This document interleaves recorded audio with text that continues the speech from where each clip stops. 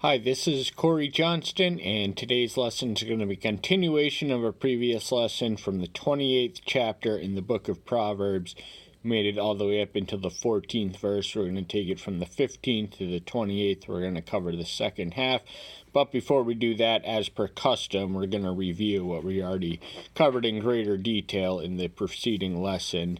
And the theme which predominates, the verses which come before the verses, we'll be studying or reading and commenting and analyzing verse by verse, all pertain to the Torah, but I'm going to open with the opening verse, which doesn't mention the Torah, but connects to the third verse, which is the next verse. So we're going to review 4 verses from the antecedent section.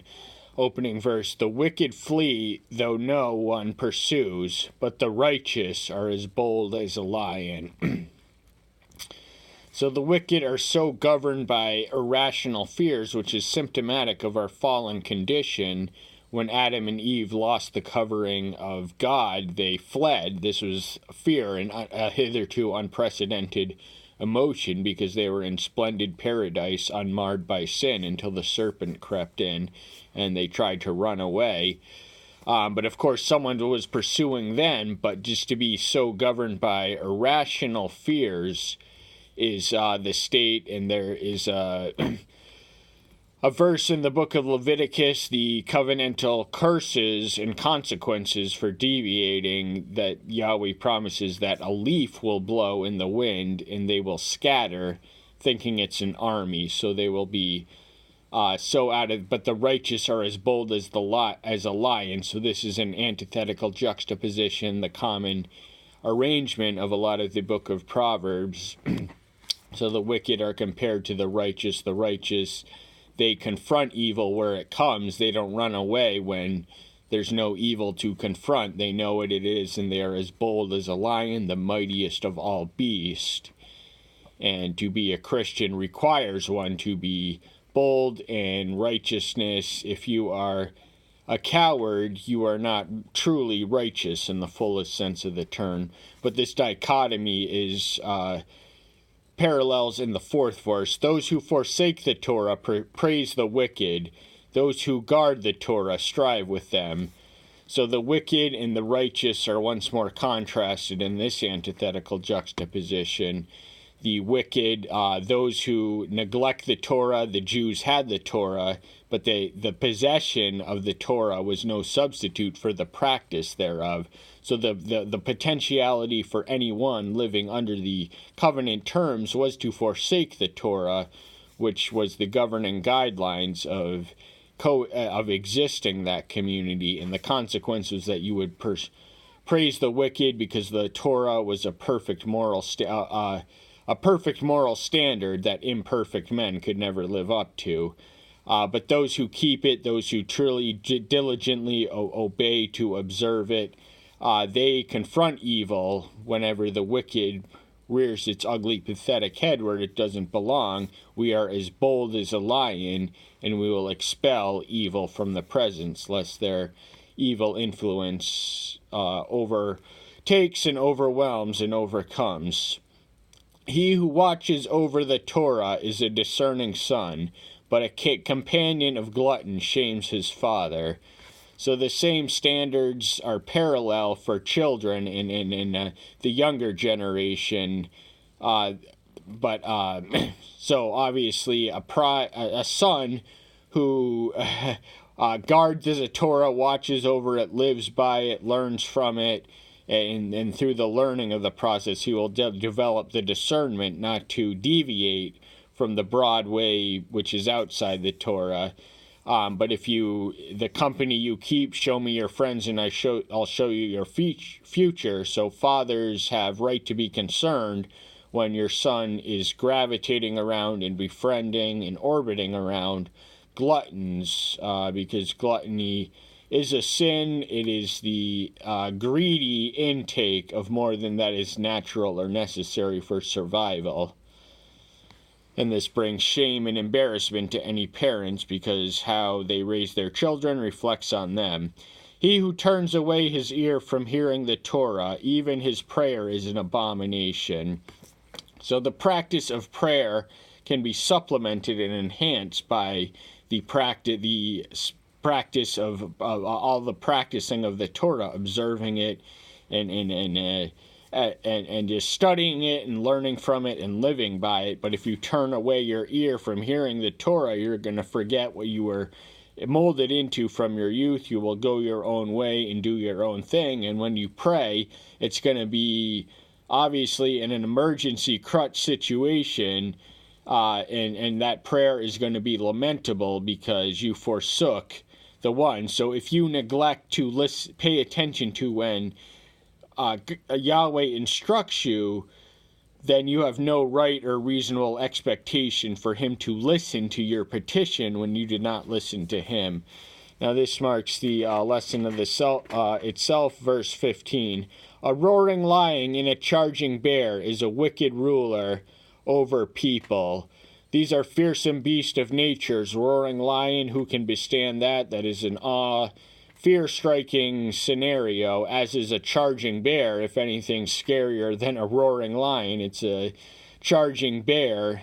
They mean business if they're charging at you, and a lion usually does too, and these are the strongest and mightiest of all the beasts in nature, at least land-dwelling creatures. But such is the existence of a tyrant, that is a wicked ruler, who rules over poor people and unconcerned with their welfare, and because he is wicked, he will exploit and abuse the poor to enrich the rich, and especially himself. So that is as dangerous and as deadly as a roaring lion and a charging bear for the quality of life of the poor and the underclass, who the Mosaic Law was designed to exalt as far as was able. A leader who lacks understanding is a great oppressor, but the hater of greed prolongs his day.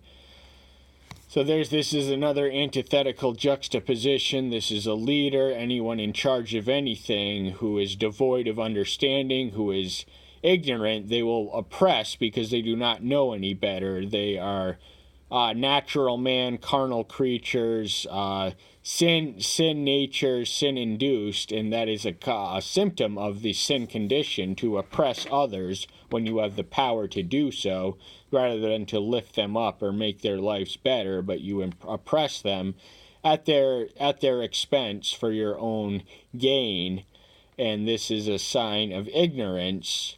But the hater of greed, he knows better because he despises greed, he eschews greed, he's content to live with enough. He doesn't, greed, it creates a host of other sins. Greed can lead to murder. Greed for another man's wife is adultery. We can go on and on. But the prolonging of the days and the lives was one of the blessings and benefits of honoring the covenant terms for Israel. What they were promised, they would add years to their life and life to their years. A man oppressed by blood guilt falls into a pit. Let no one help him. So blood guilt can alternately translate as murder, and murder is the most oppressive thing an individual can do to another individual, and this person will be on the run because murder in any society is punishable by the very least as imprisonment. But in the Noahic covenant, the death penalty was prescribed for a murder, and this was reflected in, I believe, the Moses Law. Absolutely, the consequence of murder was for yourself to be murdered. And Cain, the vagabond, he fled into a pit with no one to help him. Cain got off easy. This was before Noah came along. He was worried that someone else was going to kill him because he had killed his own brother Abel, but Yahweh seals him with a mark of protection, destines him to be a wandering vagabond, but eventually he settles a city. So Cain really got off easy, but he is the first murderer, and this is what this this blood guilt really pertains to. He had to be on the run. He was a vagabond, a homeless person, and anyone who kills someone else, they can't just stay where they are. They usually get out of Dodge so that so no one finds them. But if you encounter such a one, let no one help them. Murder, murder is the just obligation of any citizen to not aid or abet such a one in the unlikely scenario that you come across such a one. He who walks blamelessly is saved, but the perverted of ways falls at once. Another antithetical juxtaposition, usually the dead giveaway, is the word but the quality of blamelessness just means purity and integrity, and this is a source of salvation as declared here. We are not saved because blameless. When we are saved in the book of Ephesians, first chapter, we are made blameless in the Son, and without his blamelessness imputed onto us, we have no hope for salvation. But the perverted of ways, perversion is not limited to sex alone. It can be anything is a perversion if it is a corrupt, maligned, deviant article of the authentic article. And that is the path to falling at once. So there's an instant element to it. You're going to fall at once because perversion leads nowhere good, either in the short term or the long term. Perversion in any of its varieties or components. He who fills his land is satisfied with bread, but he who pursues vanity is filled with poverty. Once again, the word but, this is another antithetical juxtaposition. If you till your land with bread, you're going to be satisfied. This is the cause and effect of having done the preparation and the diligence and the works and everything you needed to do to ensure a harvest. You're going to have the bread. But if you pursue vanities, if you're distracted from the provision of your necessities, if you are a farmer who leaves his farm to get enmeshed in get-rich-quick schemes, you're going to come to your sudden ruin, and you're going to have neglected your farm, and it's going to be in a state of ruin and disrepair. And you may, it is not implausible for you to immediately fall into irrecoverable poverty. And one of the consequences of falling into poverty was slavery in the ancient world. The Hebrews were no exception. Of course, they were the exception in the fact that they had limitations on how long they could hold such a one in slavery. Man of truth has many blessings, but one in a hurry to be rich does not go unpunished. Once more, this is an antithetical juxtaposition. We don't see the word but for a while, till the 25th verse. But here is, truth is a source of blessing. It is a blessing unto itself. The truth, there's literally nothing like it. Lies, to believe in lies just debases your existence. But to know and understand the truth just exalts your existence to, levels it couldn't be if you were ignorant. But if you're all about the get-rich-quick scheme, in a hurry to be rich, then in a hurry. Now, if you want to be rich, you can't be in a hurry to it. You have to take time, years, to become rich.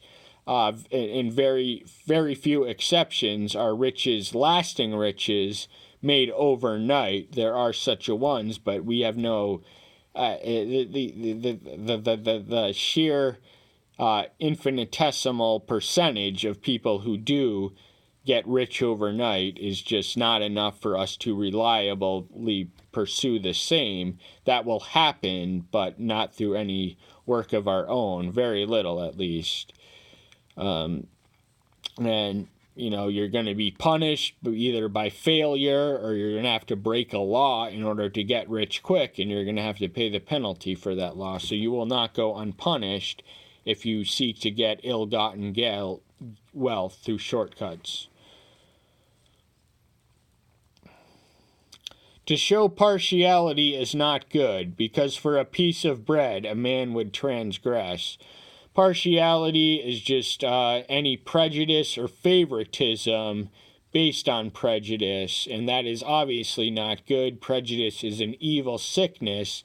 It is lazy. It is an intellectual as well as moral failure to judge someone without investigating what their merits are as a person, or just anything else, just because they happen to look a certain way or believe a certain thing. You owe it to yourself not to show partiality or prejudice, or even favor the rich and neglect the poor just because of what you hope to get out of the rich. You know, the socioeconomic democracy is the model and ideal for the church. We can read the second chapter of James for his stern indictment of those who favor the rich at the expense of the poor. And, some people, the price of betrayal is a lot smaller for some people. Some people will betray a friend for a piece of bread. Very poor people, this is just the reality of their situation, and can't really, we can blame them, but we shouldn't. Main sinner we need to look in is the one in the mirror. A man with an evil eye runs after wealth and does not know that poverty awaits him. So the evil eye is one that is not walking through the eyes of faith. It is walking through the eyes of sight. The problem is that they are looking too far ahead of ourselves. They have the assurance of a future, and it's going to come quick because they're running after wealth. They don't want to pay the price of waiting to actually build something in order to amass or accumulate that wealth. And they're going to be in a rude for awakening when poverty sneaks up like a bandit, he says elsewhere in the book of Proverbs, for one who is lazy. But the one who gets rich quick at least shows some initiative, but they're still lazy in proportion to what they aim after. He who reproves a man finds more favor afterward than he who flatters with the tongue. So the word afterward indicates that it is not immediate. When someone reproves or corrects, stings, it often offends people, and it puts a temporary suspension on a friendship when a friend tells the friend the brutal truth in as gentle way as possible, we hope, of what he needs to know in order to correct and stimulate him back on the path of repentance in the straight and narrow. But if you flattery is not communication, flattery is manipulation. It is to sing someone else's hosannas and praises with an ulterior motive, a less than honorable intention. Flatterers are not really trying to exalt you, they're trying to exalt themselves. So the mark of a friend is they will tell us the unpleasant but necessary truths that we need to know. And the mark of a phony friend is just flattery, because no flattery is just it's so superficial that you if you are a prideful person, you can succumb to the trap of being guided and governed by those who flatter you. He who robs his father or his mother and says it is no transgression, he is a companion of a destroyer. So any son that steals from their father, now this is an unusual amount of just disrespect, and it is an egregious violation of the fifth commandment. But for one to even not acknowledge that he has sinned and to just go about it casually and just as if he's stealing from the ones who gave him life. You don't steal from those who give to you. And he is a companion to a destroyer. Elsewhere in Proverbs 18:9, we read that An idler is a companion or a brother to a destroyer, but the other sibling in this situation is one who robs his own parents and does not feel guilt or shame or any conviction that he has done wrong. He who is greedy stirs up strife, but he who trusts in Yahweh prospers. So this is, it's been a while since we read an antithetical, but this is the word but. So one who is greedy, he stirs up strife because that's what greedy people do. There is money, potential, and drama, and commotion and chaos. This is the way of the world.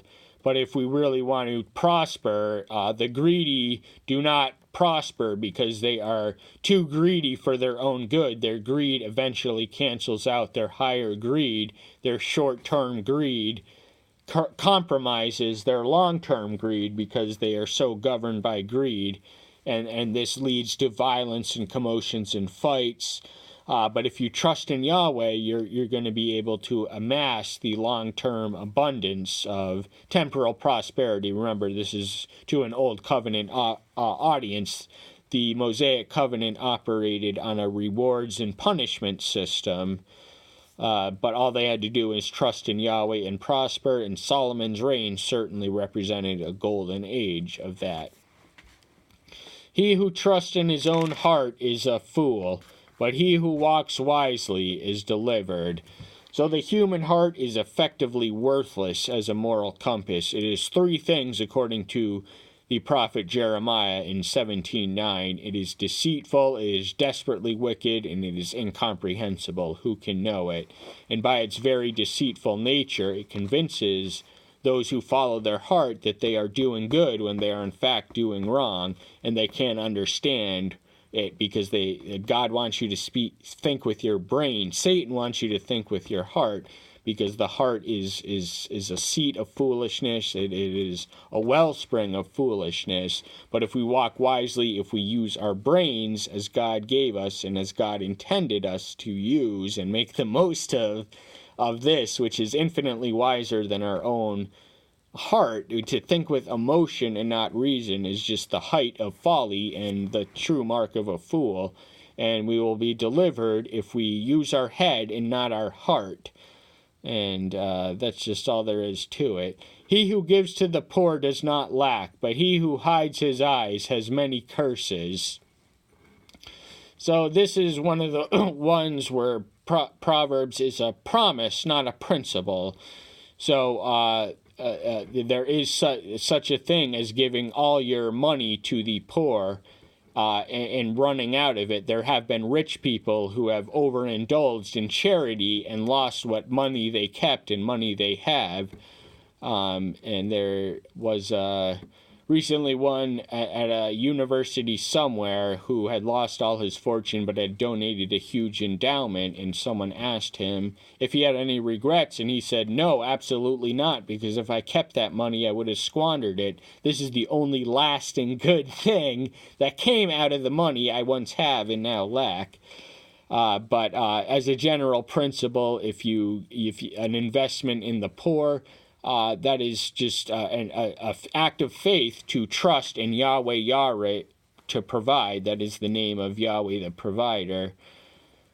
But he who hides his eyes has many curses. How many of us do that? How many of us encounter homeless people unanticipatedly, and we walk about our business? We do not deign to make eye contact with them, because we're afraid that they're going to ask us for money, which we have, but we just don't want to give. We just don't want to bother. We're too busy. But one of the practices I recommend is always anticipate to run into a homeless man, and have some coins or something set aside, because it's the right thing to do. When the wicked rise up, men hide themselves, but when they perish, the righteous increase.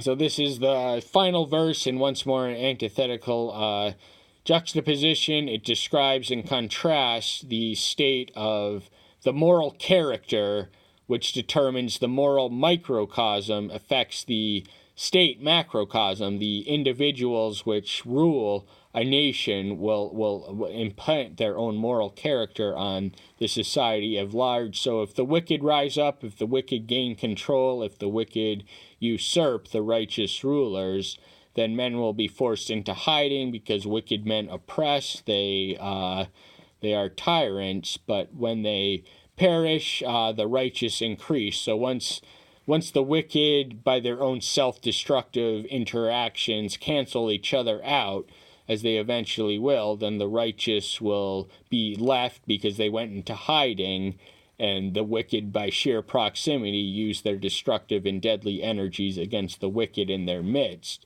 So the righteous, they went away, and they'll be back to reclaim the control of a city, a state, or a nation, wherever the righteous have perished, the wicked have perished. The righteous will be there to fill in the vacancy and get the job done better than the wicked and the corrupt could ever hope to do. That's all the time we have for today. Thank you so much. I'm so glad you're here. Stay tuned until next time. I'll see you then. Bye-bye.